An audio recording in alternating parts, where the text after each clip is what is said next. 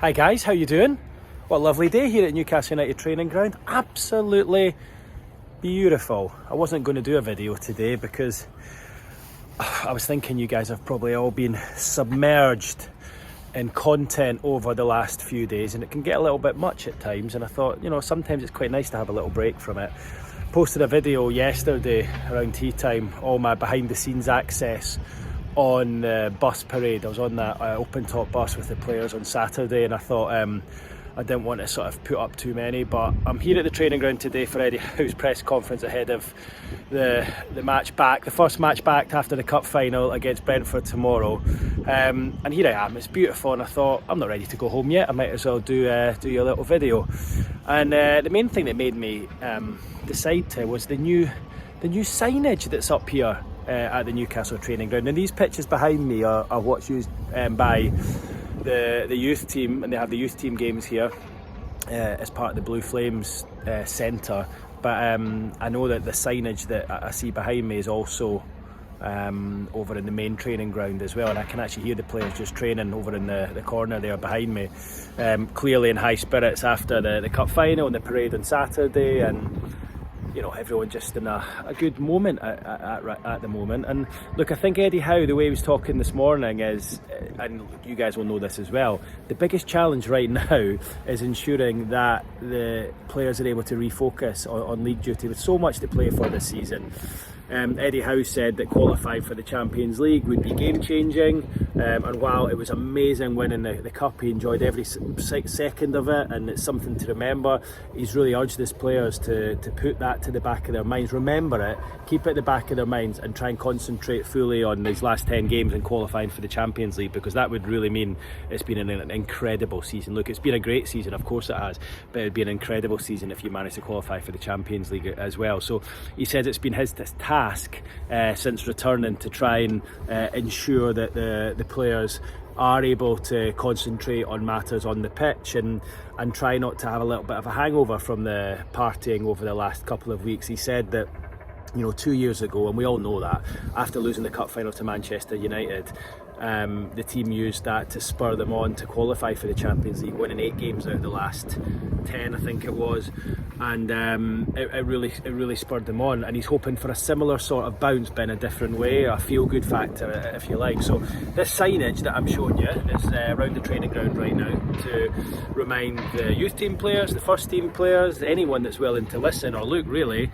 that it's about more than just what's going in your mind in that moment, and just to remind you that there's things, bigger things at stake. So I'm just looking around the training ground right now. Accountable, resilient, proud, self-starter, passionate, diligent, hard-working, positive, humble, disciplined, professional, communicative. It's like sitting in an Eddie Howe press conference looking around here. These are a lot of his go-to stock words, phrases, and things that have obviously served him well over time, and served him well to put himself into a position where he's led Newcastle to their first domestic trophy in 70 years. And look, it's pretty crazy to think just a couple of months ago there were some fans, I think, calling for Eddie Howe to maybe go and be replaced because results weren't good. And now he's put his name into Newcastle folklore. He'll go down as a legendary manager. He has done what Sir Bobby Robson, Kevin Keegan have failed to do, and bring a trophy to you guys and give you scenes like we saw on Tyneside on Saturday and at Wembley 2 weeks before. It's been a hugely enjoyable 2 weeks to cover the club, I have to say. It was a bit on Sunday afternoon here, it felt a bit, actually almost a bit sad, because it was like, well, hang on, you've done that now. Your guys' lives, I would imagine, have been shaped around trying to win a trophy. Everything you do has probably got that at the back of your mind, that how that is the end goal, watching your team win a trophy and lift some silverware. Now you've done that, what do you do now? Well, I think it's good that you've still got Champions League to push for, because say you were sat mid-table and you couldn't really qualify for anything, I think it'd be a pretty flat end to the season. Nobody would care too much if you won, you lost, you drew. Whereas at least you've got something to shoot towards, and it gives you that bit between your teeth. And for me, it makes the situation a lot more enjoyable between now and the end of the season. I feel it's difficult because I've had a few people messaging me, like non-Newcastle fans, saying, oh, Brentford a good price tomorrow night. Brentford giving Newcastle have been partying for 2 weeks. I actually think it's good that Newcastle are at home on Saturday. I think you guys will be the extra man. I think the atmosphere will be buoyant. Everyone's still got that buzz around them, and I think it's a really good fixture to have. You've already beaten Brentford at home this season in that incredible cup run.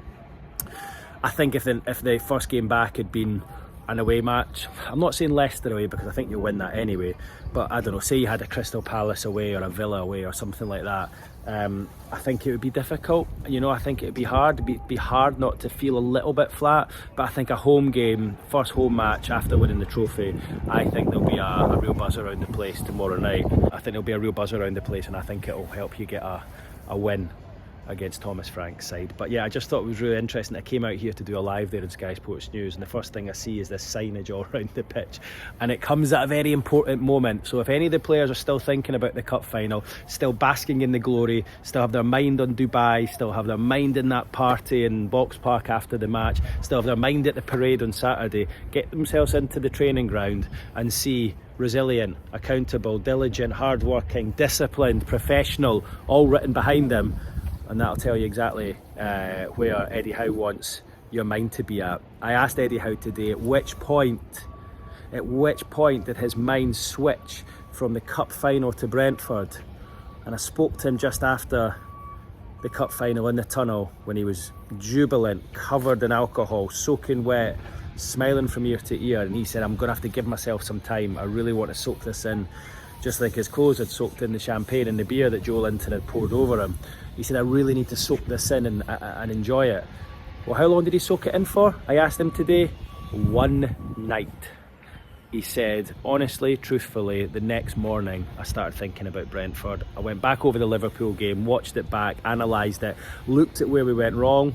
Eddie, sorry to break it to you, I don't think he went wrong anywhere, other than that one mistake from Bruno at the end when he tried the pirouette on the ball. But look, we'll give him that because he was outstanding apart from that, and he's been outstanding pretty much majority of the season.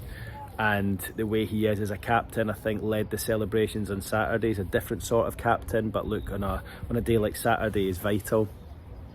That was the only mistake I saw. I thought the performance was incredible apart from that, absolutely incredible. So I don't know where he was finding that the team can be better, because if you play like you did against Liverpool, you'll sweep Brentford aside tomorrow night. You'll probably take 9 off Leicester away on Monday night. But yeah, the next day I thought that was incredible. He said, I've tried to change, I've tried to have a word with myself, but I just can't. It's the way I'm built. So he gave himself 1 night off. He really knows how to live, Eddie Howe, doesn't he? Incredible. But look, I think it's that diligence, it's that hard-working nature, it's that attitude that's got him to where he is. And that is who you want in charge of your football club. You want someone in charge who's just continually moving forward and not reveling in victory. Because I think if you do that, your players do that, and then you can become stuck and you can't move forward. And look, I think it says everything about him that he's only given himself that 1 night to revel in what was Newcastle's greatest night in 70 years. Don't even know how to explain it anymore. Honestly, I've ran out of words. I said that on Saturday. I was doing lives on that team bus. I was doing lives afterwards, and I've almost run out of superlatives. I've run out of ways to describe what I've seen these last couple of weeks. It's been amazing to be part of. I don't think it'll fully hit in until maybe the end of the season, but certainly for me, covering the club for 11.5 years now, I never thought I'd see scenes like that in the city. I always imagined it and thought how amazing it would be, but just being on the front of that bus on Saturday, witnessing that, I actually thought I was up the top of the bus for a lot of time, but I went down onto the ground floor, ground zero, as I see a few you fans calling it, and filmed from there out the front bus window. And actually the scenes there with all the fans on your level, staring up, looking, applauding, smiling, was actually even better. I posted loads of them on that YouTube video I posted last night. I've added a lot of them in there, and you can actually see the individual faces of all the fans there, and it was a delight to see. It was actually a better view from down there. It's something that I never thought I'd see covering the club. I mean, it's amazing to think back 5-6 years and how we kind of motivated ourselves to do the job, how you guys motivated yourselves to be fans when you knew there was kind of no hope there. You were existing, and now there's not just hope, but there's real enjoyment. And you know, you've won a trophy, ended that trophy drought, and you've still got something to play for this season. You can still achieve Champions League.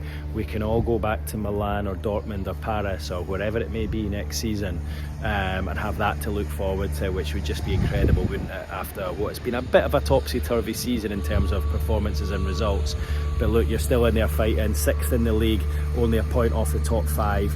With the way I see it, Brentford at home, Leicester away, Man United at home Man United at home, and then Palace at home the next 4 games. I think you can honestly pick up 12 points there. 9 minimum. I think you can pick up 12 points there. I don't know which one you're getting beaten though to pick up 9. I think 10 minimum. I'll afford you a draw in there. You can have a draw against Palace or a draw against Man United, but you know, it would be an incredible to win the 4 of them. Just puts you in such a strong position, and this little mini 4 games I think will be crucial to sort of work out where Newcastle are going to finish this season. So look, lots to play for. As the signage here shows, Eddie Howe giving himself one night to enjoy the cup final. I'm sure you guys enjoyed it a little bit more. Hope you're all looking forward to Wednesday. Looking forward to seeing you all at St James's Park. Leave your comments below. If you haven't subscribed, please do so. Really keen to hear your thoughts ahead of tomorrow night. And I'll see you on the next video from a lovely sunny training ground this morning, where everyone's got smiles on their faces following Saturday's parade. Cheerio.